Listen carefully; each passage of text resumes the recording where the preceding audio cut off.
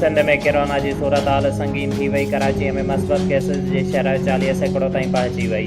हैदराबाद में 15 सैकड़ों रिकॉर्ड। सूबे में 16 साल का घट जमार जा ॿार भी मुतासर थियण लगा।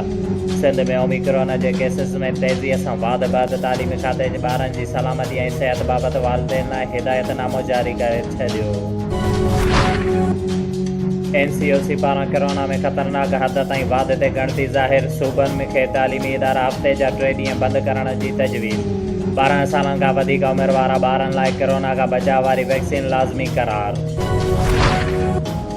पाकिस्तान में कोरोना वायरस की संगीन सूरत हाल बाद Pakistan medical association corona SOPs ते अमल दरामद यकीनी बढ़ाइण जो मुतालिबो करे छॾियो।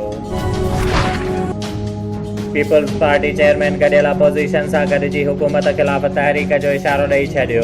बिलावल भुट्टो चयो आहे त हाणे ॿियूं अपोजिशन जमायतूं बि इस्तीफ़ाउनि जे मौक़िफ़ तां पोइते हटी बेतमादी वारे ऑप्शन ते अची वियूं आहिनि। सभिनी गॾिजी कमु करण जो घणो इम्कान आहे।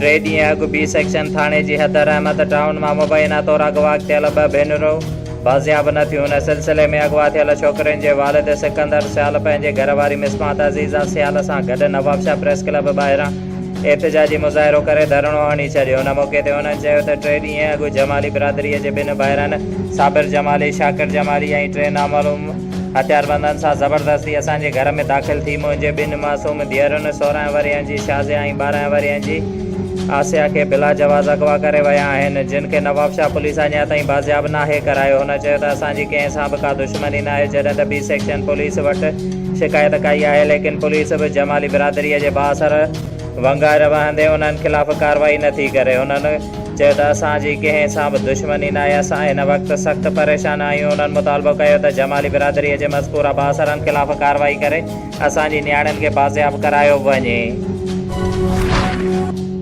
नवाबशाह शहर में वधंदड़ गंदगी ऐं म्यूनिसिपल अमले जी नाअहलीअ जो Pakistan Peoples Party ladies wing जे सदर MPA फरियाल टालपुर नोटिस वठंदे सिटी सदर खान बहादुर सिटी ऐं जनरल सेक्रेटरी सैयद आसिफ ज़ैदीअ खे शहर में सफ़ाई सुथराईअ जो जाइज़ो वठण लाइ हुकुम जारी कयो। जंहिं बैदि सिटी सदर नवाबशाह खान बहादुर भट्टी ऐं जनरल सेक्रेटरी सैयद आसिफ ज़ैदी नवाबशाह शहर जे मुख़्तलिफ़ इलाइक़नि जो दौरो करे शहरनि सां मुलाक़ात कई, जिते खान बहादुर भट्टी मीडिया सां ॻाल्हाईंदे चयो त पाकिस्तान पीपल्स पार्टी अवामी पार्टी आहे, जंहिंजी सदाईं अवाम जे हक़नि में ॻाल्हि कई आहे। हुन चयो त MPA फरियाल टालपुर जे हुकुम ते असां नवाबशाह शहर जे मुख़्तलिफ़ इलाइक़नि जो दौरो करे रहिया आहियूं ऐं इंशाअल्लाह जल्द उन्हनि इलाइक़नि खे सफ़ाई सुथराई कराई वेंदी।